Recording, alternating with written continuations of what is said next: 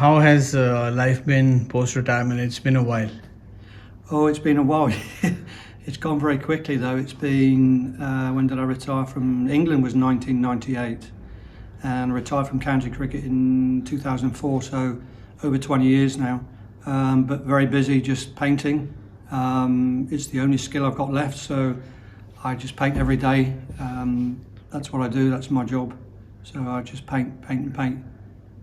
And that's something you used to do, and even when you're playing. I mean, now we know about it that you paint professionally, but then back then also, right? Yeah, no, I did it when I was playing. I started it on wet summer days in England because we get a lot of rain here. So it started out of boredom at cricket grounds and being in cricket pavilions in England, and I just started sketching, and then it just evolved from there. And I started painting and started painting at the cricket grounds. So it was always great on tour as well because on the days off, if we're away, I mean, I've been to India a couple of times. The material there for painting and sketching is fantastic. So hopefully I'll get back one day and do some more. That would be great. So I was always doing it on tour with England, and probably been doing it for about 35, 36 years now. So I've been painting longer than I played cricket for. So it's basically my profession now. But I call it a job, but I would do it anyway, and I do it as often as I can now. And how did it start, the love for painting? Well, I'd always been interested at school. I didn't really do it at school. I was too busy playing cricket and skiving off lessons to study art at all. I just taught myself to do it because I thought if Rembrandt, Constable and those guys, the great painters, could do it, I would give it a go and teach myself to do it. So through trial and error, I just taught myself to do it. And it really started on wet summer days in England when you were stuck in pavilions watching the rain for days on end. And I just got fed up and thought I'd decide to teach myself to paint. And I literally said at the time, because somebody reminded me I said it, I said if Rembrandt can do it, so can I, and that's how it all started. So it filled in the time for me at the cricket matches and on tour, so it kept me sane really. Well, my teammates might not agree, but it kept my mind in a good space, and it was able to help me relax between matches. Who were you referring to? Rembrandt? Rembrandt's a great portrait painter. Constable, John Constable, great English landscape painter. John Singer Sargent, great portrait painter. James McNeill Whistler, great portrait. Sago, landscape painter. In the modern times, David Shepherd, who used to paint wildlife, elephants, landscapes. Just trying to think in the modern era, Trevor Chamberlain. I've got lots of like cricket. You have heroes, painting heroes, and you try and emulate what they did. You don't always get that close, but yeah. So it's there's a long list, but the great painters. Basically, it was a fascination trying to work out how they did it. That's basically part of the process. And what would be your best work when you were playing? Best painting work when you were playing? I loved India and Pakistan. I had such great time on the days off.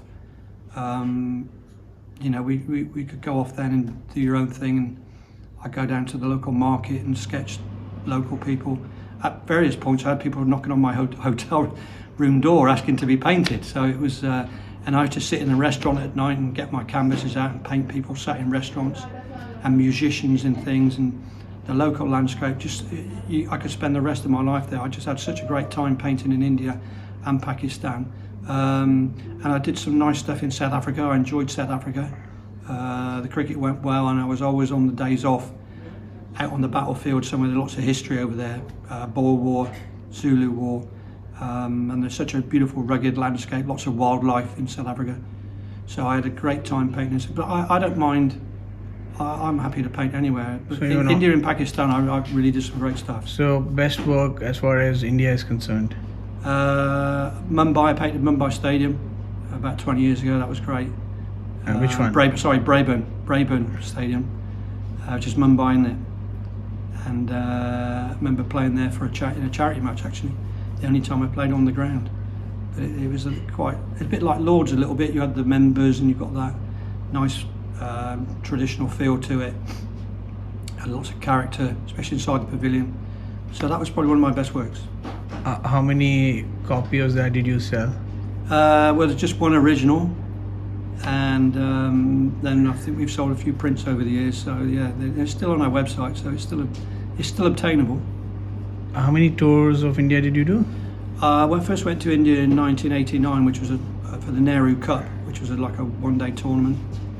Graham Gooch was the captain, and yeah, he was a big fitness fanatic. So I remember running around cricket grounds day after day after day. But I enjoyed it there. Great atmospheres, great place to play cricket. Very challenging, but I enjoyed it.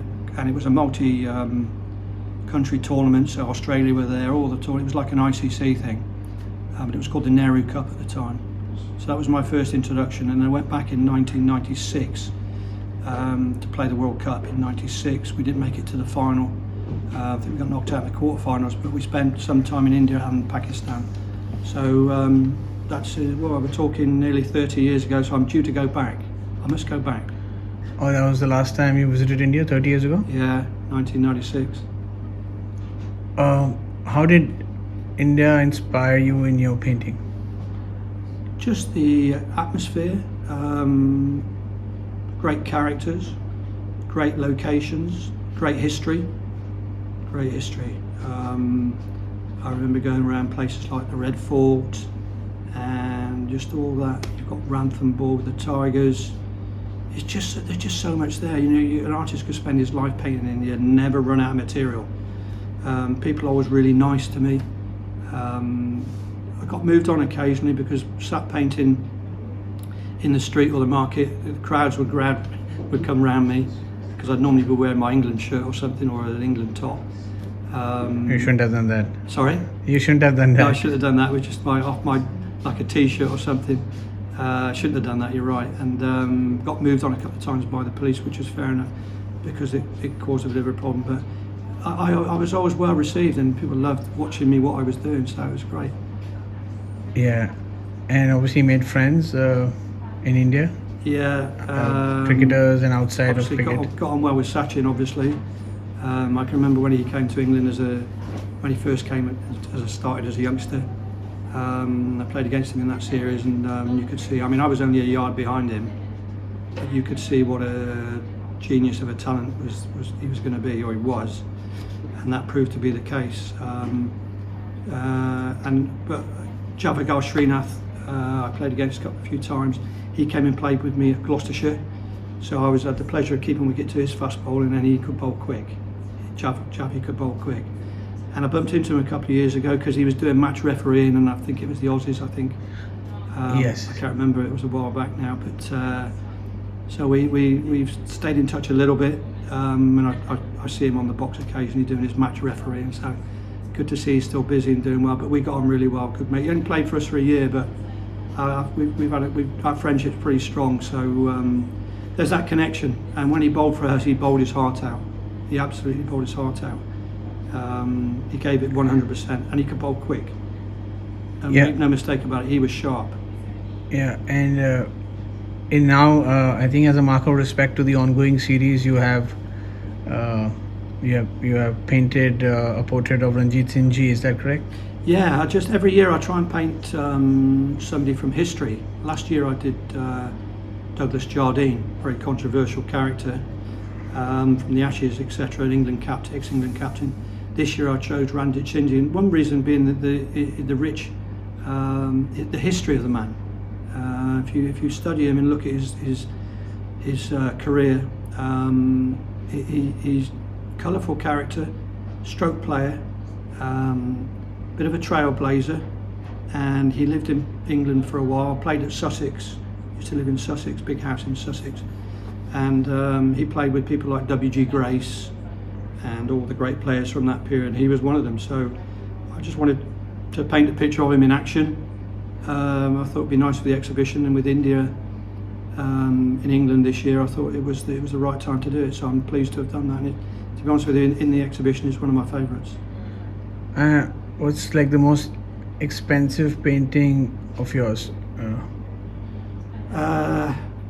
Probably the most expensive is all the Ashes pictures are quite expensive. When I painted it 2019 series, I mean they were decent sized pictures, but each picture was £25,000 each.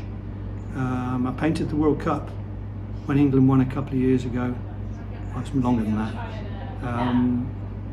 And I did two pictures. I did a close-up picture of Josh Butler taking the bails off to win the game for the run out, and then I did a view of the whole ground because I had a seat up in the mound stand and up with the view with the setting sun. So they're quite expensive, those pictures. I won't frighten anybody with the prices, but if anyone looks at my website, they'll see them on there, or Chris Beatle's website in London. So. Fair to say that I know it's not about money for you, but you made more money as a painter than as a cricketer? Yeah, I think so, because in those days, we got pretty well paid, but it's not what they get paid now, and good luck to them. You know, these guys now, if you play for England for 5 or 10 years, then you know, you shouldn't have to work again. If you're careful with your money, you'll be fine. But you know, it was. I don't do it for the money. I do it for the addiction and the love. But yeah, I probably earn more money now painting than I did playing. But I'm just so lucky to have two jobs that I love doing. You know, and even if I had to have another job and paint pictures, I would do it. But luckily, because people buy my pictures all over the world, you know, it allows me to keep painting, and I don't have to get a proper job. And the Indians are also given a lot of love to you, right, in your work? Oh, very much so. I think probably on my Twitter account, at Jack Russell Art, I think the majority of my followers, a large majority are from India, and I appreciate that. They show great love to me. I always enjoyed playing against India. I did quite well at times against India, so that may be a factor. I always enjoyed the challenge of it, and I always got on well with the opposition players as well. Never any animosity or anything. It was always play pretty hard and be friends after. So that was, yeah. It's a nice, and I love watching India play. I do love watching them playing. I remember the '96 series. You were part of it, right? Yeah. When Rahul Dravid made its debut, Saurav Ganguly was there.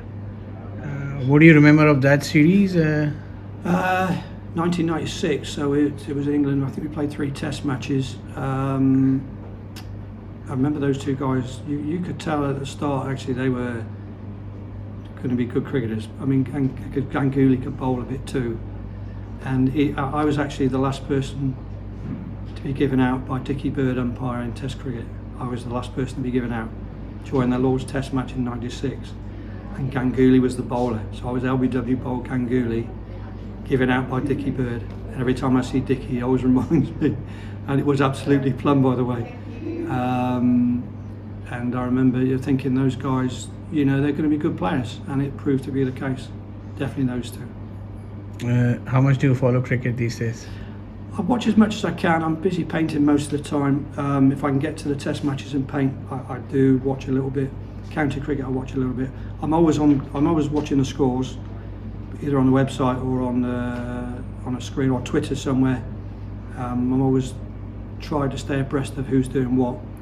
I've been watching a little bit this series, probably more than I should have done, because I should have been painting pictures for people, but it's been quite enthralling. Watched the last few hours at Headingley, which was a good win, and then I watched some of the game the last day at Edgbaston, where I thought India were brilliant actually the whole game, so thoroughly deserved to draw the series, and it set the series up beautifully now.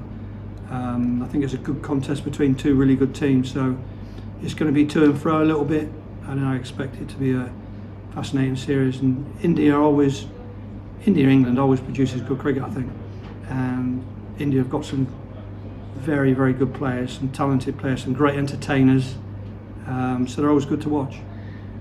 You played at a time when England were criticised for being just good at home, not winning away. Probably it's still the case, but it was a very different England, and India were not at all good at winning away. I mean, so many 30 years down the line, how do you see India tour? Okay, they tour well, and obviously England playing very differently. Yeah, I think with the advent of IPL and franchise cricket, I think players are visiting and playing in other countries and other conditions a lot more now, or the opportunities are greater now. You know, we would go to India once every 4 or 5 years or something, or Pakistan, everywhere, wherever the opposition was for us, it was every 4 or 5 years. So you didn't get used to playing there a lot. Now I think also with the advent of computers and TV coverage and all the analysis, I think guys are smarter now, and they've got more opportunity to work things out. And I think the fact that you're playing in other countries a lot now, I think that is a real major factor. You might not be playing international cricket, but you're playing competitive cricket in other countries that you will play there for your country, and I think that's been a big bonus. And I would hazard a guess that that's one of the reasons why teams are getting better at playing away from home now.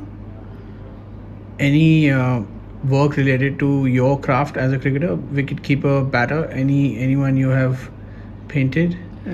I've painted a few wicketkeepers over the years. Yeah, Alan Knott, Bob Taylor, a lot of the old historic keepers, way back when from county cricket. I try and paint the odd wicketkeeper. I actually paint a lot of club cricket wicketkeepers because they can be quite eccentric and wear funny clothing. There's a picture in this exhibition of a guy with old pads on. Yeah. I think he's had the pads for about 20 years. He's probably had about 20 pairs of gloves, but one pair of pads. So I've just called the picture old pads. But I'm always fascinated by wicketkeeper. I'm always drawn to wicketkeepers, obviously. But I've painted a few over the years from history gone back, which has been great fun. So I'll continue to paint wicketkeepers. Over the years, any wicketkeeper that stood out for you, caught the eye, former or current? There's been so many good ones, isn't there? Top three. Top three. Well, it's so difficult because everyone's been very good. I would say in my time, Alan Knott and Bob Taylor were my two heroes. But I used to like to watch Syed Kirmani. I watched him a lot when I was younger. I thought he was a good keeper. He was an interesting character. And the rest, I think, it's the problem you've got now is you're in a period where now it's batsman wicketkeeper, so it's a bit difficult to judge because a lot of keepers are judged on the amount of runs they score. Yeah. And Rishabh Pant, you've got to watch him play. You've got to, whether he's batting or keeping wicket, you've just got to watch the guy. So he's an entertainer, and it's great to see that he's back playing cricket too. He was lucky to come back and playing well. He's playing really well, so that's great. And I think the young lad Jamie Smith will end up being, England's greatest ever batsman wicketkeeper of all time, because the guy has got a lot of skill. He's a big guy, but he's quite agile. And his batting is so strong. I mean, you could put him into Gilchrist bracket, the way he hits the ball. So I think Jamie Smith is one. If you come back and speak to me in about 10 or 15 years' time, I think he would prove to be maybe our greatest batsman wicketkeeper of all time. Would you say that to Pant, because he's scored centuries in England now, Australia, yeah, South Africa? Would you say that in the Indian context as well? Because yeah, Dhoni, obviously he won the World Cup, but then his test record doesn't match to the limited overs record. So yeah, I don't know how Pant is off the top of my head, but if he's got a few more years to play yet, his keeping will get better anyway, as it does over time for all of us. And he's such a destructive player with the bat. So if he keeps doing what he's doing, then he's going to be top of your Indian tree as well, I think. Any chinks you see in his wicket keeping? Yeah, he's going to make mistakes. He's going to make mistakes because he's technically the things that need to iron out. But he'll do brilliant things, and he'll make mistakes as well. But most keepers do. But keeping in England is quite a difficult place to get wickets. So he's not going to be perfect here. But his batting is so strong. You just don't know where to hold him at times, and you have to watch the telly. You have to watch him play because he's entertaining. So I think him and Smith actually the two that might just push the bars very high in terms of batsman wicketkeeper over the next few years. What would you advise him technically, whatever you've seen of him? I'd have to speak to him personally and chat to him, but if you wanted to speak to me, that's fine. I would. But he's doing okay, because England's not easy. You've got the swinging ball after the bat, wobble. So he's doing well. There's some work he needs to do, stood up to the stumps. Only little, like minor adjustments. For example? I'm going to tell him if he asks me. But they're small things, and they're probably just small mental things about vision and what balls to expect where. But he's a natural. He just goes out and does it. So you don't complicate him. But there's a couple of little tweaks. Same with Smith. A couple of little tweaks that would make them more consistent. But they're very entertaining, the both of them. And generally, are you worried about Test cricket? India, England, Australia, they keep playing each other, and obviously the rich are getting richer. And what about the other nations? I do worry for Test cricket. I worry that the money is all in one place, or three places, or in certain places. So it'd be nice to help the other countries that aren't so rich to keep Test cricket going, because I think it's an important part of the game. It's the ultimate test anyway, and that's why it's called Test cricket. So it'd be nice to see it continue, but it'd be nice to see teams like West Indies, South Africa again, who just won against Australia. I went to see that game. They were in good shape. Those sorts of teams, Sri Lanka, it'd be nice to see them come back, and even Zimbabwe. These guys, and Ireland, teams like Ireland, they need to play. They need to play the matches. They need to play to learn to play Test cricket. So the more those guys play against the so-called top teams, the quicker they will develop. So we must keep Test cricket alive. I think it's crucial. I'm happy for all the other stuff. The IPL, one day, carry on, but don't sacrifice Test cricket. Not because of money anyway. Keep it going. And lastly, is there any Indian cricketer you're in touch with? You mentioned Sachin and Srinath, and you've shown your work to them, your paintings, and what's been their reaction? Well, Javigal used to watch me paint at the cricket anyway, so Javigal's probably seen more of my work than anyone really, because he played for us. Sachin's here though. He's here in London right now. Yeah. Haven't spoken to Sachin for a long time, but I hope the guys can see it online anyway if they can't come to the exhibition at Chris Beatles Gallery in London. And if they can view it online at chrisbeatles.com, then they'll see the work. So, and if I've made any mistakes anywhere, they're welcome to pinpoint them and tell me. Would you be going for any of the games? I'm going to the Lord's Test match for a few hours the first day, because that's always a special day. Lord's first day of a Test match. It brings back a lot of memories for me from 1996 as well, playing against India at Lord's.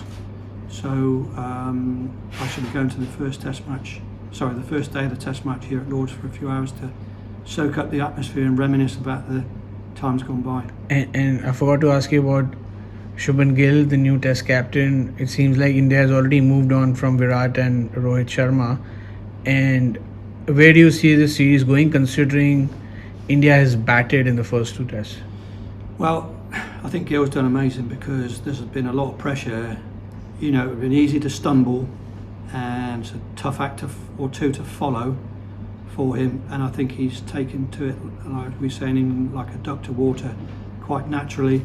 Okay, tactically he will improve on the field, but first thing you do when you're captain is you have to perform yourself, and he has been absolutely amazing. So the best way to lead is to lead from the front, and he's doing that. So he's got the whole team behind him.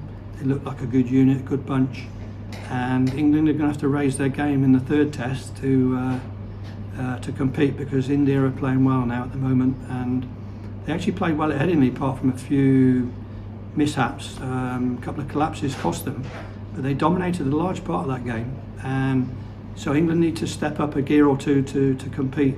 But I'm really looking forward to it. I think it's going to be a fantastic series. Any prediction, 5 Test matches? Well, I'm going to vote for England, obviously, but I think England don't like to play for draws, so it could well be something like 3-1, maybe something like 3-2, 3-1, 3-2. Could be 3-2 either way.